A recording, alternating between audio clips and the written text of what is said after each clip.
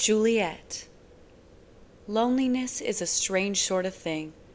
It creeps up on you, quiet and still, sits by your side in the dark, strokes your hair as you sleep. It wraps itself around your bones, squeezing so tight you almost can't breathe, almost can't hear the pulse racing in your blood as it rushes up your skin and touches its lips to the soft hairs at the back of your neck. It leaves lies in your heart, lies next to you at night, leeches the light out from every corner. It's a constant companion, clasping your hand only to yank you down when you're struggling to stand up, catching your tears only to force them down your throat. It scares you simply by standing by your side. You wake up in the morning and wonder who you are. You fail to fall asleep at night and tremble in your skin. You doubt, you doubt, you doubt. Do I? Don't I? Should I? Why won't I? And even when you're ready to let go, when you're ready to break free, when you're ready to be brand new, loneliness is an old friend standing beside you in the mirror, looking you in the eye, challenging you to live your life without it. You can't find the words to fight yourself, to fight the words screaming that you're not enough, never ever enough. Loneliness is a bitter, wretched companion. Sometimes it just won't let go. An excerpt from Juliet's journals in the asylum.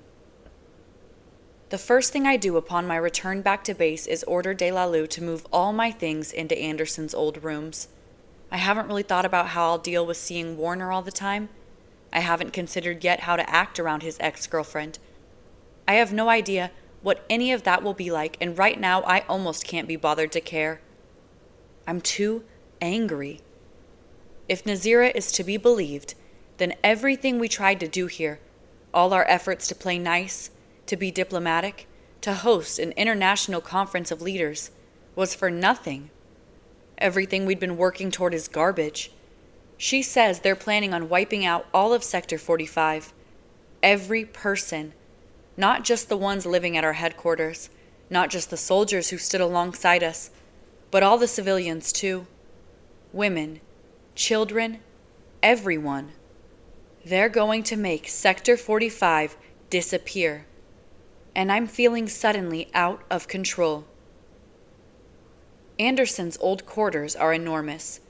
They make Warner's room seem ridiculous in comparison. And after De La Lue has left me alone, I'm free to drown in the many privileges that my fake role as the Supreme Commander of the reestablishment has to offer. 2 offices, 2 meeting rooms, a full kitchen, a large master suite, 3 bathrooms, 2 guest rooms, 4 closets, fully stocked, like father, like son, I realize, and countless other details. I've never spent much time in any of these rooms before. The dimensions are too vast. I need only one office, and generally, that's where I spend my time. But today, I take the time to look around, and the one space that piques my interest most is the one I'd never noticed before. It's the one positioned closest to the bedroom, an entire room devoted to Anderson's enormous collection of alcohol. I don't know very much about alcohol. I've never had a traditional teenage experience of any kind. I've never had parties to attend. I've never been subjected to the kind of peer pressure I've read about in novels. No one has ever offered me drugs or a strong drink, and probably for good reason. Still, I'm mesmerized by the myriad of bottles arranged perfectly on the glass shelves lining the dark, paneled walls of this room. There's no furniture but 2 big, brown leather chairs and the heavily lacquered coffee table stationed between them. Atop the coffee table sits a clear jug filled with some kind of amber liquid. There's a lone drinking glass set beside it.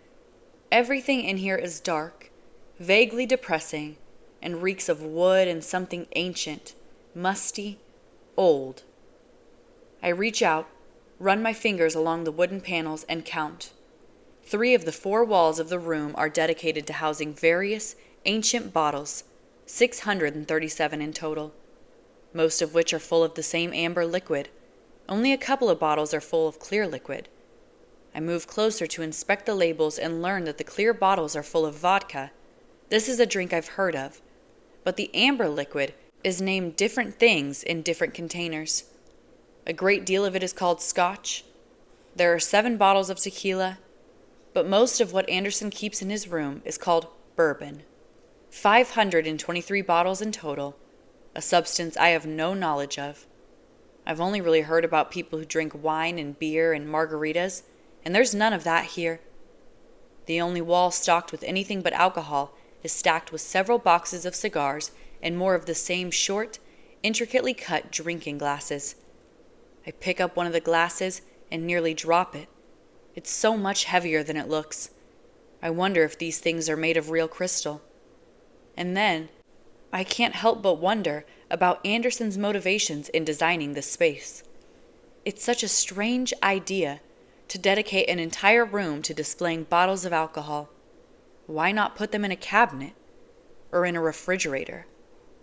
I sit down in one of the chairs and look up, distracted by the massive, glittering chandelier hanging from the ceiling. Why I've gravitated toward this room, I can't say. But in here, I feel truly alone.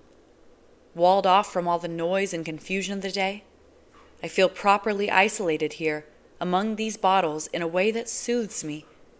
And for the first time all day, I feel myself relax. I feel myself withdraw, retreat, run away to some dark corner of my mind. There's a strange kind of freedom in giving up. There's a freedom in being angry, in living alone, and strangest of all, in here within the walls of Anderson's old refuge, I feel I finally understand him. I finally understand how he was able to live the way he did. He never allowed himself to feel, never allowed himself to hurt, never invited emotion into his life. He was under no obligation to anyone but himself, and it liberated him. His selfishness set him free. I reach for the jug of amber liquid, tug off the stopper, and fill the crystal glass sitting beside it. I stare at the glass for a while, and it stares back. Finally, I pick it up. One sip, and I nearly spit it out, coughing violently as some of the liquid catches in my throat.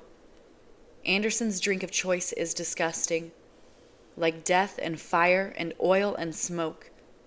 I force myself to take one quick gulp of the vile drink before setting it down again, my eyes watering as the alcohol works its way through me. I'm not even sure why I've done it, why I wanted to try it, or what I'm hoping it'll do for me. I have no expectations of anything. I'm just curious. I'm feeling careless. And the seconds slip by, my eyes fluttering open and shut in the welcome silence, and I drag a finger across the seam of my lips.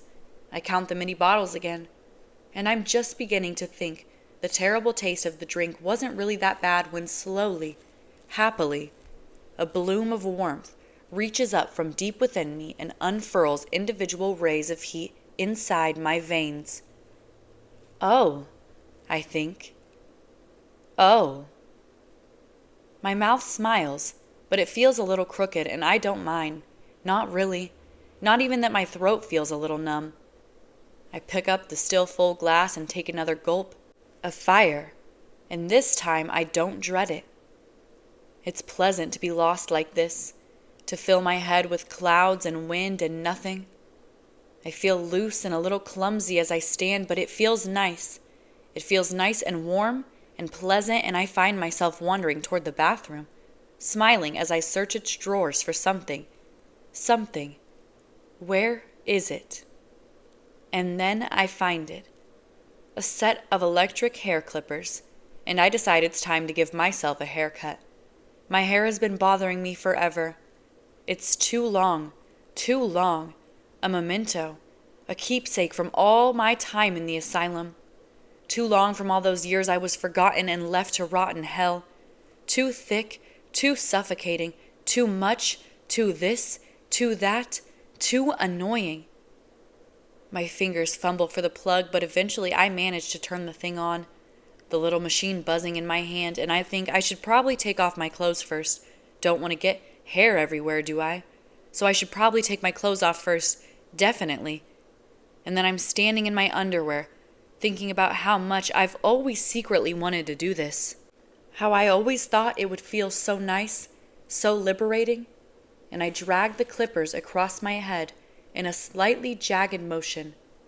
Once, twice, over and over and over, and I'm laughing as my hair falls to the floor, a sea of two long brown waves lapping at my feet, and I've never felt so light, so silly, happy. I drop the still buzzing clippers in the sink and step back, admiring my work in the mirror as I touch my newly shorn head. I have the same haircut as Warner now, the same sharp half-inch of hair, except my hair is dark where his is light, and I look so much older suddenly, harsher, serious. I have cheekbones, a jawline. I look angry and a little scary. My eyes are bright, huge in my face, the center of attention, wide and sharp and piercing, and I love it. I love it. I'm still giggling as I teeter down the hall, wandering Anderson's rooms in my underwear, feeling freer than I have in years. I flop down onto the big leather chair and finish the rest of the glass in 2 swift gulps. Years, centuries, lifetimes pass, and dimly I hear the sound of banging. I ignore it. I'm sideways on the chair now, my legs flung over the arm, leaning back to watch the chandelier spin. Was it spinning before? And too soon, my reverie is interrupted. Too soon, I hear a rush of voices I vaguely recognize, and I don't move, merely squint, turning only my head toward the sounds. Oh, shit, Jay. Kenji charges into the room and freezes in place at the sight of me. I suddenly, faintly remember that I'm in my underwear, and that another version of myself would prefer not to have Kenji see me like this, but it's not enough to motivate me to move. Kenji, however, seems very concerned. Oh, shit. It's only then that I notice he's not alone. Kenji and Warner are standing in front of me, the two of them staring at me like they're horrified, like I've done something wrong, and it makes me angry. What? I say, annoyed. Go away! Juliet, love, what did you do? And then Warner is kneeling beside me. I try to look at him, but it's suddenly hard to focus, hard to see straight at all. My vision blurs and I have to blink several times to get his face to stop moving, but then I'm looking at him, really looking at him, and something inside of me is trying to remember that we are angry with Warner, that we don't like him anymore, and we do not want to see him or speak to him.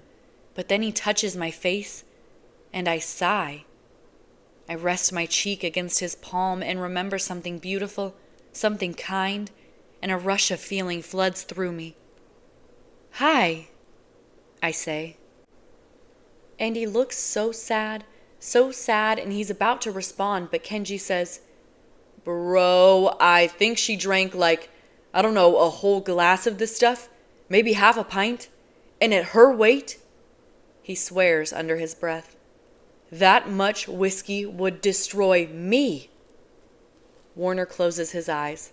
I'm fascinated by the way his Adam's apple moves up and down his throat, and I reach out, trail my fingers down his neck. Sweetheart, he whispers, his eyes still closed. Why? Do you know how much I love you? I say. I loved you so much. When he opens his eyes again, they're bright, shining. He says nothing. Kishimoto, he says quietly, please turn on the shower. On it. And Kenji's gone. Warner still says nothing to me. I touch his lips, lean forward. You have such a nice mouth, I whisper. He tries to smile. It looks sad. Do you like my hair? I say. He nods. Really? "You're beautiful," he says, but he can hardly get the words out, and his voice breaks when he says, "Why did you do this, love? Were you trying to hurt yourself?" I try to answer, but feel suddenly nauseous. My head spins. I close my eyes to steady the feeling, but it won't abate. "Shower's ready," I hear Kenji shout. And then suddenly his voice is closer. "You got this, bro, or do you want me to take it from here?" "No." A pause. "No, you can go. I'll make sure she's safe. Please tell the others I'm not feeling well tonight. Send my apologies." "You got it. Anything else?" "Coffee, several bottles of water, 2 aspirin." "Consider it done." "Thank you." "Anytime, man." And then I'm moving. Everything is moving. Everything is sideways, and I open my eyes and quickly close them as the world blurs before me. Warner is carrying me in his arms, and I bury my face in the crook of his neck. He smells so familiar. Safe. I want to speak, but I feel slow. Like it takes forever to tell my lips to move. Like it's slow motion when they do. Like the words rush together as I say them over and over again. "I miss you already," I mumble against his skin. "I miss this. Miss you. Miss you." And then he puts me down, steadies me on my feet, and helps me walk into the standing shower. I nearly scream when the water hits my body. My eyes fly open, my mind half sobered in an instant as the cold water rushes over me. I blink fast, breathing hard as I lean against the shower wall, staring wildly at Warner through the warped glass. Water snakes down my skin, collects in my eyelashes, my open mouth. My shoulders slow their tremble as my body acclimates to the temperature, and minutes pass, the two of us staring at each other and saying nothing.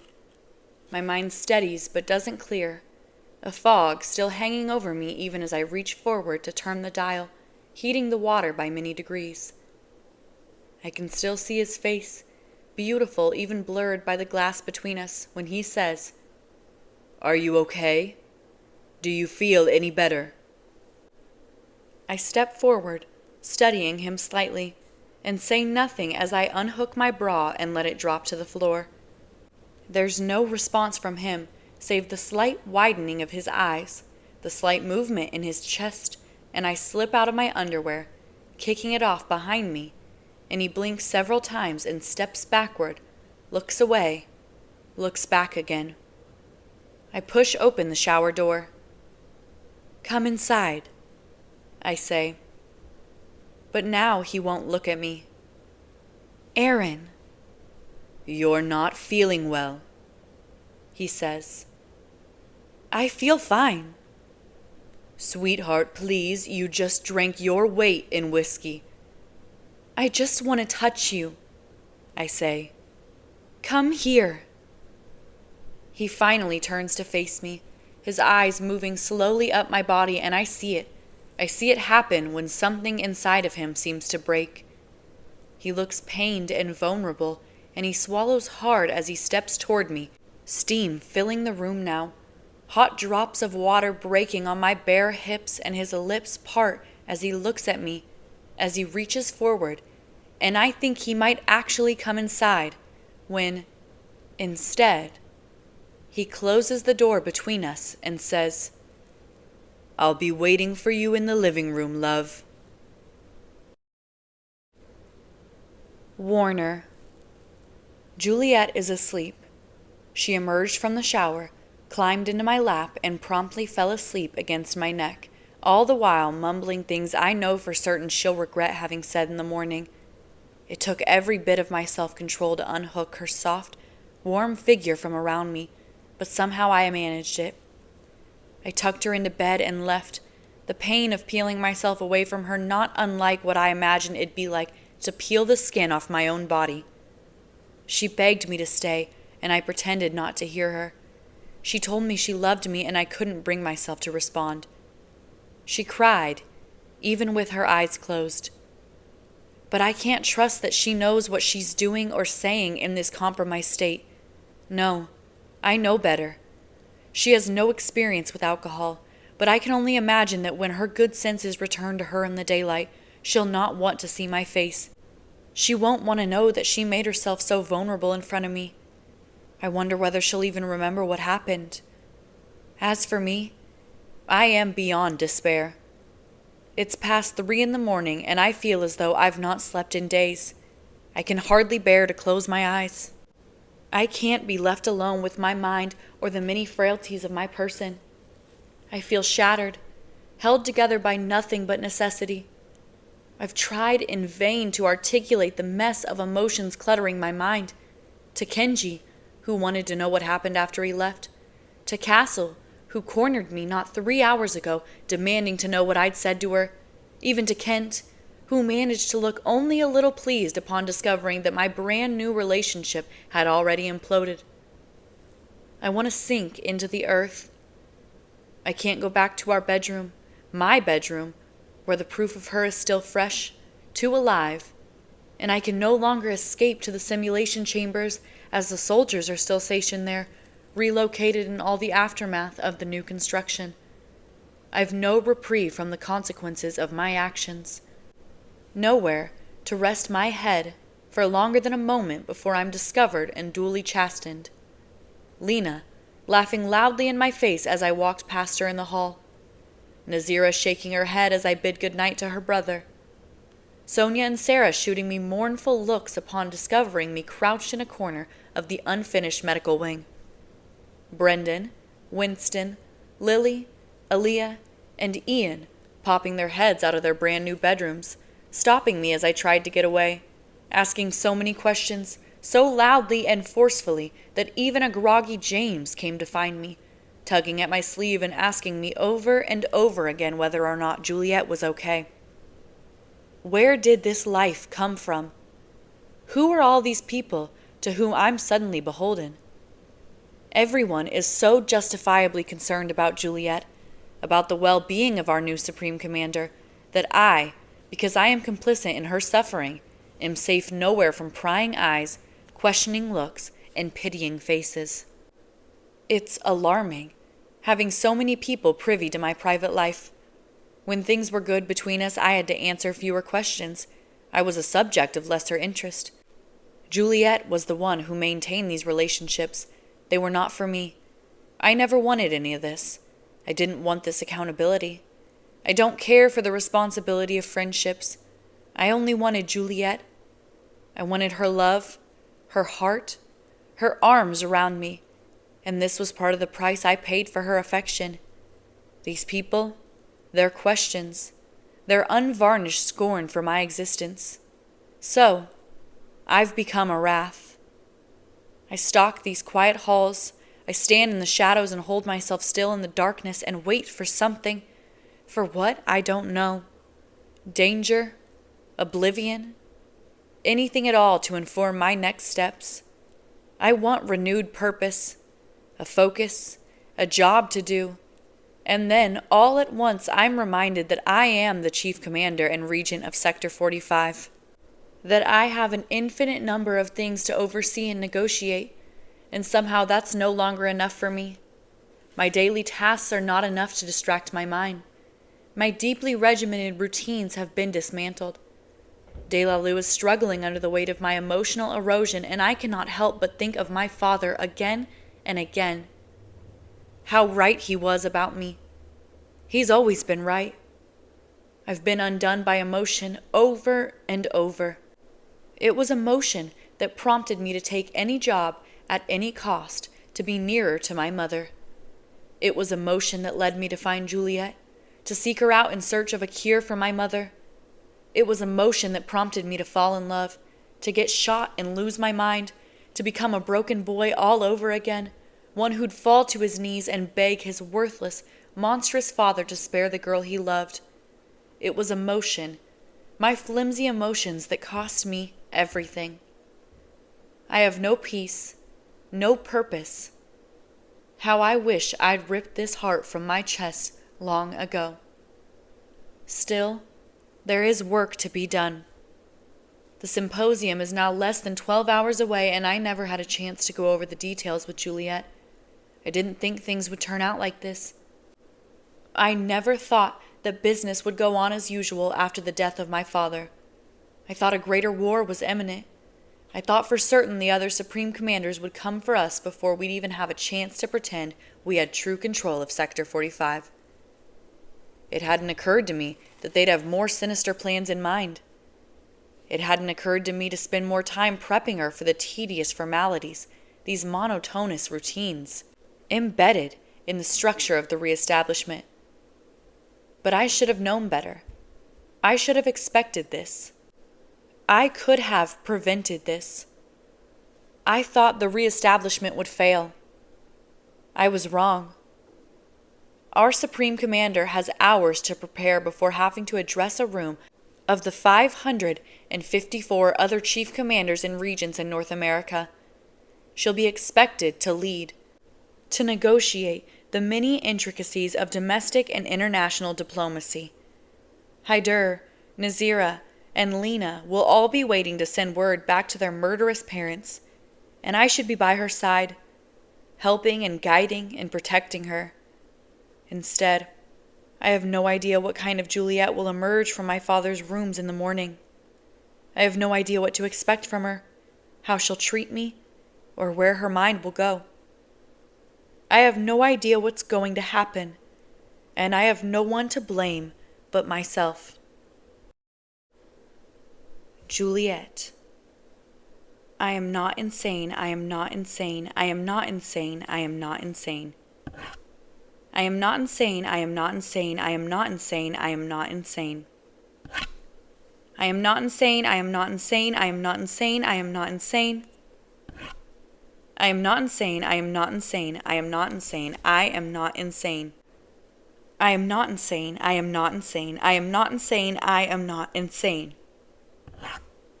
I am not insane, I am not insane, I am not insane, I am not insane. I am not insane, I am not insane, I am not insane, I am not insane.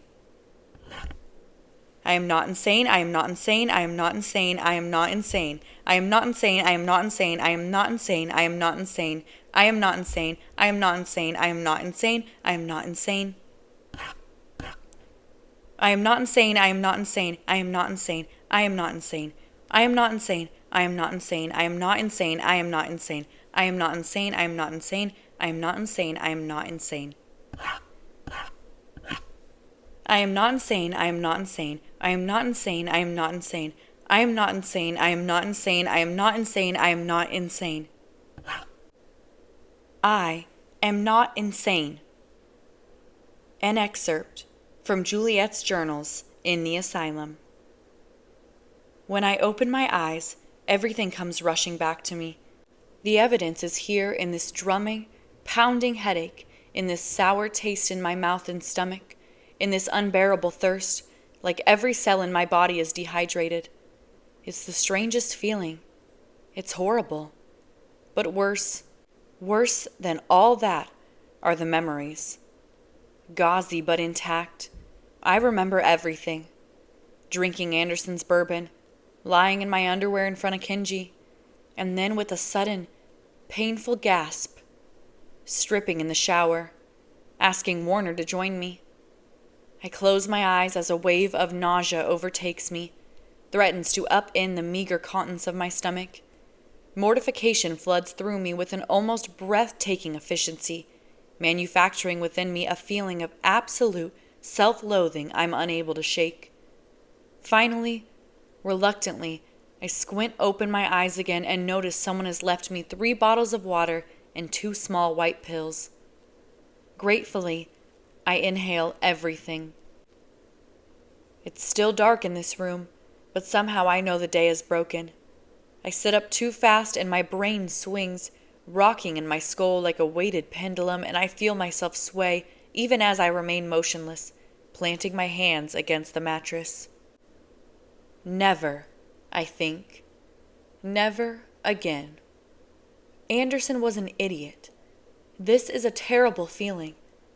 And it's not until I make my way to the bathroom that I remember, with a sudden, piercing clarity, that I shaved my head.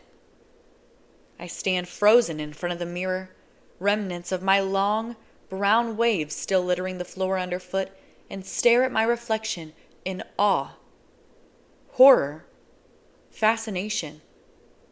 I hit the light switch and flinch, the fluorescent bulbs triggering something painful in my newly stupid brain, and it takes me a minute to adjust to the light. I turn on the shower, letting the water warm while I study my new self. Gingerly, I touch the soft buzz of what little hair I have left. Seconds pass and I get braver, stepping so close to the mirror that my nose bumps the glass. So strange, but soon my apprehension dulls. No matter how much I look at myself, I'm unable to drum up appropriate feelings of regret. Shock, yes, but I don't know. I really, really like it.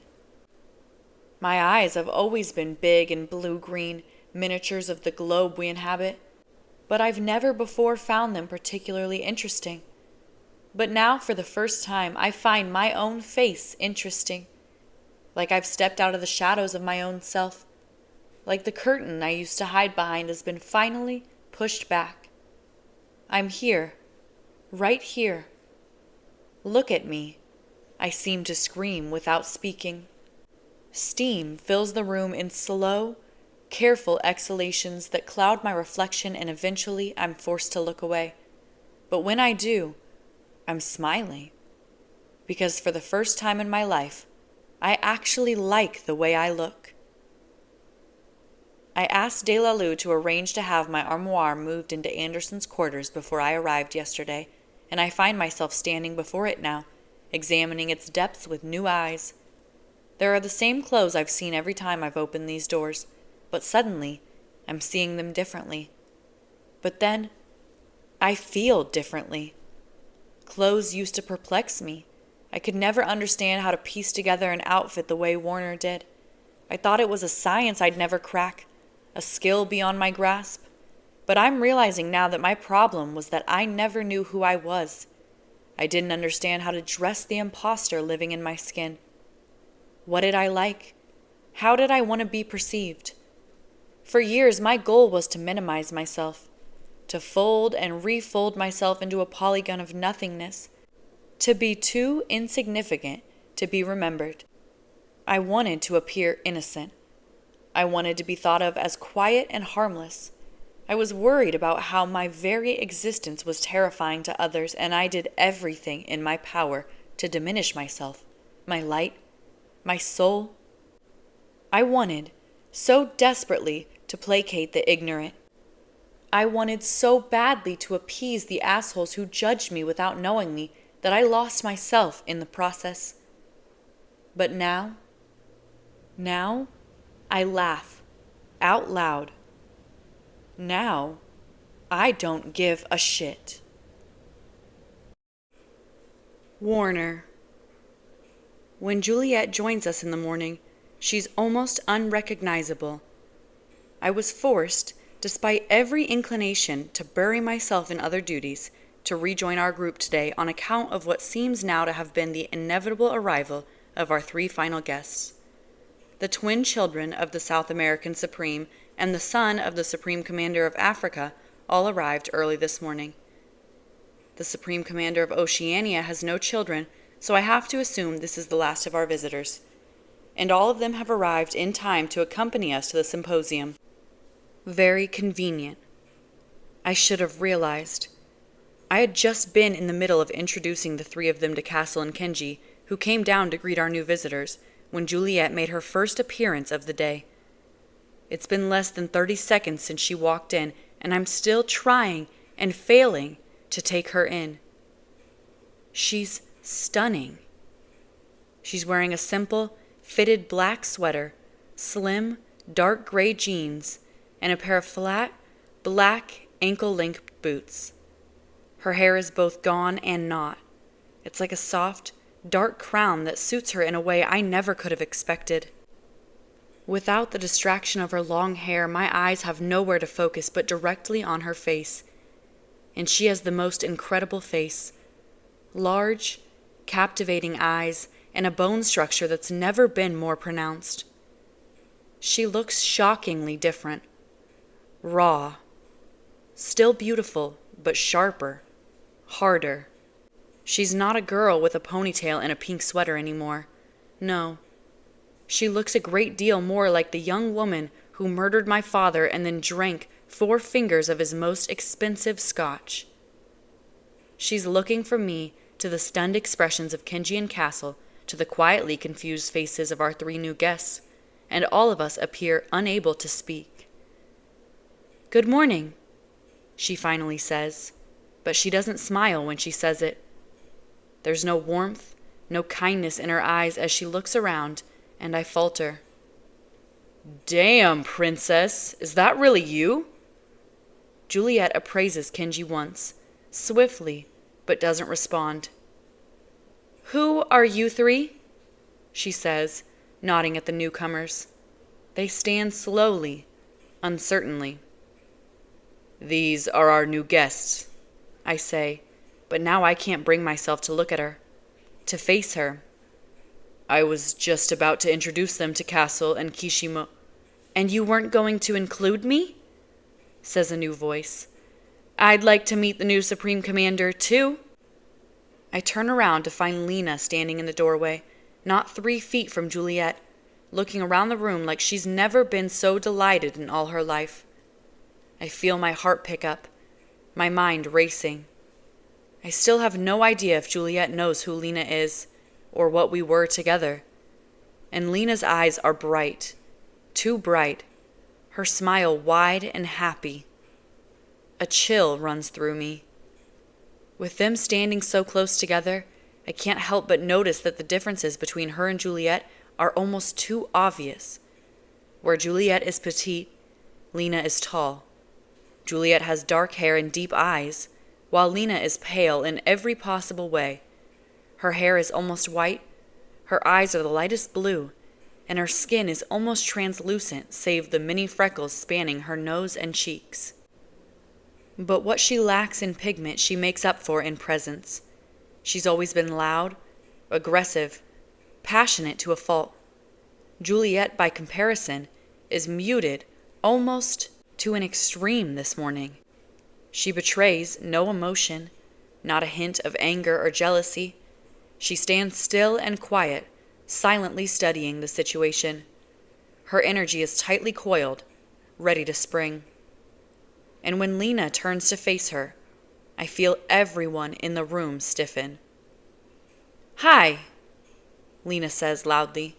False happiness disfigures her smile, morphing it into something cruel. She holds out her hand as she says, "It's nice to finally meet Warner's girlfriend." And then, "Oh wait, I'm sorry, I meant ex-girlfriend." I'm holding my breath as Juliet looks her up and down. She takes her time, tilting her head as she devours Lena with her eyes, and I can see Lena's offered hand beginning to tire, her open fingers starting to shake. Juliet seems unimpressed. "You can call me the Supreme Commander of North America," she says, and then walks away. I feel an almost hysterical laughter build in my chest. I have to look down, force myself to keep a straight face. And then, I'm sobered, all at once, by the realization that Juliet is no longer mine. She's no longer mine to love, mine to adore. I've never been more attracted to her in all the time I've known her, and there's nothing to be done about it. My heart pounds faster as she steps more completely into the room, a gaping Lena left in her wake, and I'm struck, still, with regret. I can't believe I've managed to lose her twice, that she loved me once. "Please identify yourselves," she says to our 3 guests. Stephen speaks first. "I'm Stephen Ferozi Omondi," he says, reaching forward to shake her hand. "I'm here to represent the Supreme Commander of Africa." Stephen is tall and dignified and deeply formal, and though he was born and raised in what used to be Nairobi, he studied English abroad and now speaks with a British accent. I can tell from the way Juliet's eyes linger on his face that she likes the look of him. Something tightens in my chest. "Your parents sent you to spy on me too, Stephen?" she says, still staring. Stephen smiles, the movement animating his whole face, and then suddenly I hate him. "We're only here to say hello," he says. "Just a little friendly union." "Uh-huh. And you too?" She turns to the twins. "Same thing?" Nicholas, the elder twin, only smiles at her. He seems delighted. "I am Nicholas Castillo," he says, "son of Santiago and Martina Castillo, and this is my sister, Valentina." "Sister?" Lena cuts in. She's found another opportunity to be cruel, and I've never hated her so much. "Are you still doing that?" "Lena," I say, a warning in my voice. "What?" She looks at me. "Why does everyone keep acting like this is normal? One day Santiago's son decides he wants to be a girl and we all just what? Look the other way?"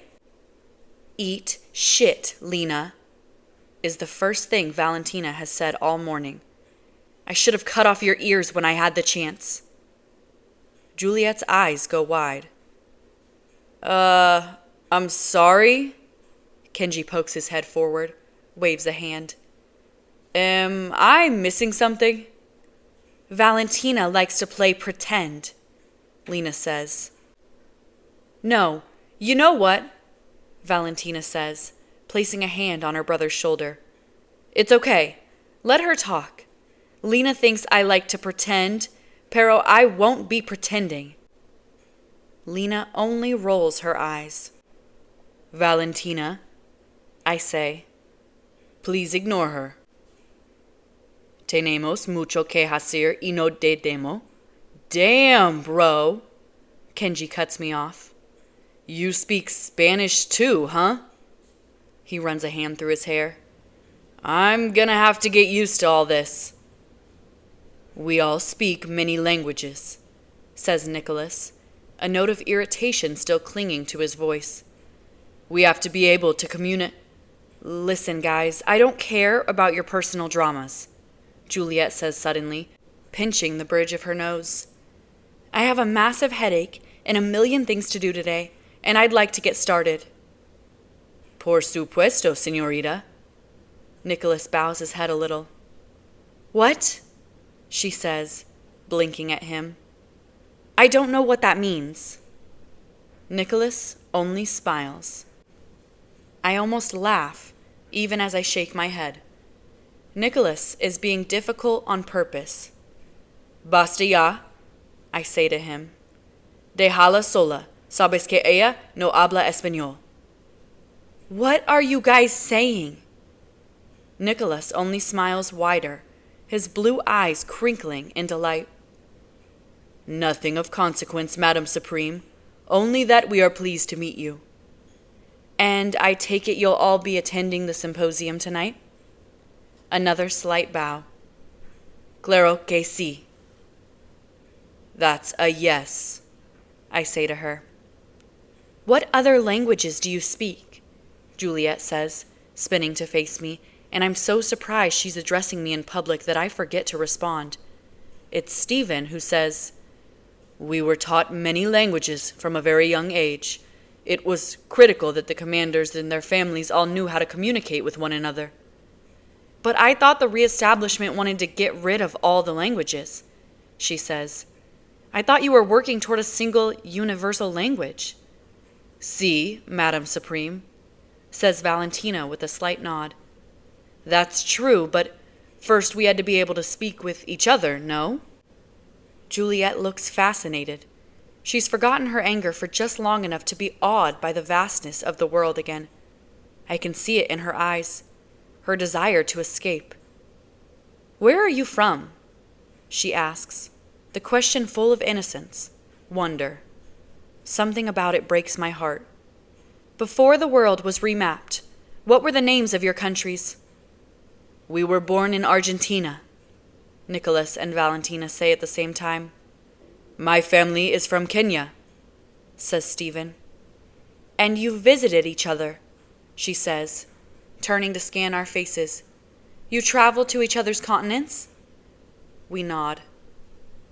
Wow, she says quietly, but mostly to herself. That must be incredible. You must come visit us too, Madam Supreme, says a smiling Stephen. We'd love to have you stay with us. After all, you are one of us now. Juliet's smile vanishes. Gone too soon is the wistful, far-away look on her face. She says nothing, but I can sense the anger and sadness boiling over inside her. Too suddenly, she says, Warner, Castle, Kenji. Yeah? Yes, Miss Ferrars. I merely stare. If we're done here, I'd like to speak with the three of you alone, please. Juliet. I keep thinking I need to stay calm, that it's all in my head, that everything is going to be fine and someone is going to open the door now. Someone is going to let me out of here. I keep thinking it's going to happen. I keep thinking it has to happen, because things like this don't just happen. This doesn't happen. People aren't forgotten like this, not abandoned like this. This doesn't just happen. My face is caked with blood from when they threw me on the ground, and my hands are still shaking even as I write this. This pen is my only outlet, my only voice, because I have no one else to speak to, no mind but my own to drown in, and all the lifeboats are taken, and all my life preservers are broken, and I don't know how to swim. I can't swim, and it's getting so hard. It's getting so hard. It's like there are a million screams caught inside of my chest, and I have to keep them all in, because what's the point of screaming if you'll never be heard, and no one will ever hear me in here. No one will ever hear me, ever again. I've learned to stare at things. The walls, my hands, the cracks in the walls, the lines on my fingers, the shades of green in the concrete, the shape of my fingernails. I pick one thing and stare at it for what must be hours. I keep time in my head by counting the seconds as they pass. I keep days in my head by writing them down. Today is day 2. Today is the second day. Today is a day. Today. It's so cold, it's so cold, it's so cold. Please, please, please. An excerpt from Juliet's journals in the asylum. I'm still staring at the three of them, waiting for confirmation, when suddenly Kenji speaks with a start. No problem, he says. Certainly, says Castle. And Warner says nothing at all, looking at me like he can see through me, and for a moment all I can remember is me, naked, begging him to join me in the shower. Me curled up in his arms, crying, telling him how much I miss him. Me touching his lips. I cringe, mortified. An old impulse to blush overtakes my entire body. I close my eyes and look away, pivoting sharply as I leave the room without a word. Juliet, love. I'm already halfway down the hall when I feel his hand on my back and I stiffen, my pulse racing in an instant. The minute I spin around, I see his face change, his features shifting from scared to surprise in less than a second, and it makes me so angry that he has this ability, this gift of being able to sense other people's emotions, because I'm always so transparent to him, so completely vulnerable, and it's infuriating. Infuriating. What? I say. I try to say it harshly, but it comes out all wrong. Breathless. Embarrassing. But his hand falls. His eyes capture mine, and suddenly I'm frozen in time. I wanted to tell you. What? And now the word is quiet and nervous and terrified all at once. I take a step back to save my own life, and I see Castle and Kenji walking too slowly down the hall. They're keeping their distance on purpose, giving us space to speak. What do you want to say? But now Warner's eyes are moving, studying me. He looks at me with such intensity, I wonder if he's even aware he's doing it. I wonder if he knows that when he looks at me like that, I can feel it as acutely as if his bare skin were pressed against my own. That it does things to me when he looks at me like that, and it makes me crazy, because I hate that I can't control this, that this thread between us remains unbroken, and he says finally, softly, something I don't hear, because I'm looking at his lips and feeling my skin ignite with memories of him, and it was just yesterday that he was mine, that I felt his mouth on my body, that I could feel him inside me. What? I managed to say, blinking upward. I said I really like what you've done with your hair. And I hate him for doing this to my heart, hate my body for being so weak, for wanting him, missing him, despite everything, and I don't know whether to cry or kiss him or kick him in the teeth. So instead I say, without meeting his eyes, "When were you going to tell me about Lena?" He stops then, motionless in a moment. "Oh." He clears his throat. "I hadn't realized you'd heard about Lena." I narrow my eyes at him, not trusting myself to speak, and I'm still deciding the best course of action when he says, "Kenji was right." But he whispers the words, and mostly to himself. "Excuse me?" He looks up. "Forgive me," he says softly. "I should have said something sooner. I see that now." "Then why didn't you?" "She and I," he says. We were nothing. It was a relationship of convenience and basic companionship. It meant nothing to me, truly," he says. "You have to know, if I never said anything about her, it was only because I never thought about her long enough to even consider mentioning it." "But you were together for 2 years." He shakes his head before he says, "It wasn't like that. It wasn't 2 years of anything serious. It wasn't even 2 years of continuous communication." He sighs. "She lives in Europe, love. We saw each other briefly and infrequently. It was purely physical. It wasn't a real relationship." "Purely physical?" I say, stunned. I rock backward, nearly tripping over my own feet, and I feel his words tear through my flesh with a searing physical pain I wasn't expecting. Wow. And now I can think of nothing but his body and hers, the two of them entwined, the 2 years he spent naked in her arms. "No, please," he says, the urgency in his words jolting me back to the present. "That's not what I meant. I don't know how to explain this," he says, frustrated like I've never seen him before. He shakes his head, hard. "Everything in my life was different before I met you," he says. "I was lost and all alone. I never cared for anyone. I never wanted to get close to anyone. You were the first person to ever—" "Stop," I say, shaking my head. "Just stop, okay? I'm so tired. My head is killing me, and I don't have the energy to hear any more of this." "Juliet." "How many more secrets do you have?" I ask. "How many more am I going to learn about you? About me? My family? My history? The reestablishment and the details of my real life?" "I swear I never meant to hurt you like this," he says. "And I don't want to keep things from you, but this is all so new for me, love.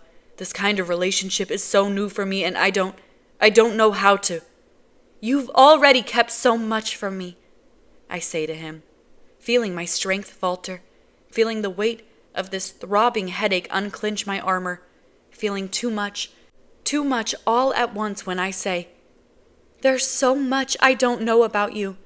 There's so much I don't know about your past, our present, and I have no idea what to believe anymore." "Ask me anything," he says. "I'll tell you anything you want to know." "Except the truth about me? My parents?" Warner looks suddenly pale. "You were going to keep that from me forever," I say to him. You had no plan to tell me the truth, that I was adopted, did you? His eyes are wild, bright with feeling. Answer the question, I say. Just tell me this much. I step forward, so close I can feel his breath on my face, so close I can almost hear his heart racing in his chest. Were you ever going to tell me? I don't know. Tell me the truth. Honestly, love, he says, shaking his head. In all likelihood, I would have.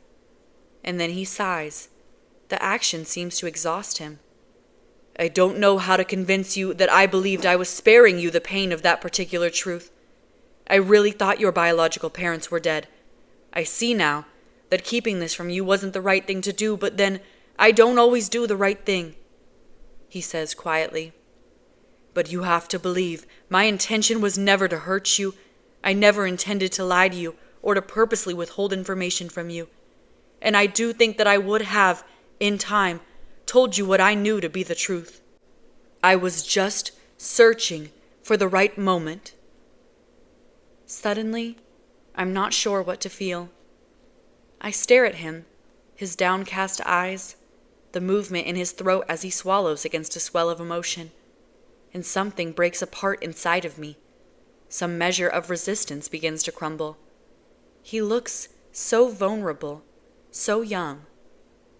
I take a deep breath and let it go, slowly, and then I look up, look into his face once more, and I see it.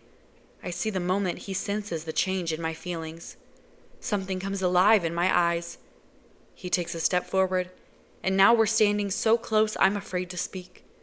My heart is beating too hard in my chest, and I don't have to do anything at all to be reminded of everything, every moment, every touch we've ever shared. His scent is all around me, his heat, his exhalations, gold eyelashes and green eyes. I touch his face almost without meaning to, gently, like he might be a ghost, like this might be a dream, and the tips of my fingers graze his cheek, trail the line of his jaw, and I stop when his breath catches, when his body shakes almost imperceptibly. And we lean in as if by memory, eyes closing, lips just touching. Give me another chance, he whispers, resting his forehead against mine. My heart aches, throbs in my chest. Please, he says softly, and he's somehow closer now, his lips touching mine as he speaks, and I feel pinned in place by emotion, unable to move as he presses the words against my mouth, his hands soft and hesitant around my face, and he says, I swear on my life, he says, I won't disappoint you. And he kisses me, right here in the middle of everything, in front of everyone, and I'm flooded, overrun with feeling, my head spinning as he presses me against the hard line of his body, and I can't save myself from myself. Can't stop the sound I make when he parts my lips, and I'm lost in the taste of him, lost in his heat, wrapped up in his arms, and I have to tear myself away, pulling back so quickly I nearly stumble. I'm breathing too hard, my face flushed, my feelings panicked, and he can only look at me, his chest rising and falling with an intensity I feel from here, 2 feet away, and I can't think of anything right or reasonable to say about what just happened or what I'm feeling except, this isn't fair, I whisper. Tears threaten, sting my eyes. This isn't fair. And I don't wait to hear his response before I tear down the hall, bolting the rest of the way back to my rooms.